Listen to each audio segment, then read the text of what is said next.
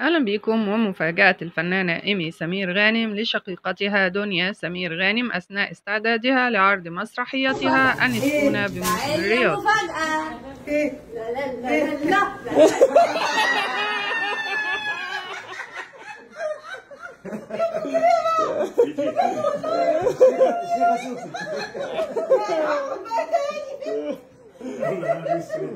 أحلى حاجة.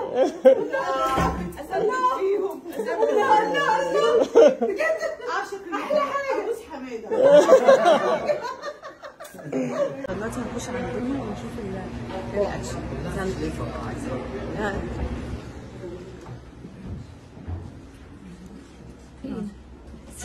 ايه ده؟ بتهزروا؟ ايه ده؟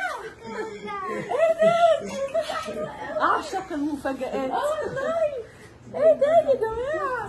دي حلوة قوي. هاي ازيك؟ عامل ايه؟ معلش دخلت عليكي بالكليبس وكده. حلوة قوي. بس انا لسه بقول لهم في الفيديو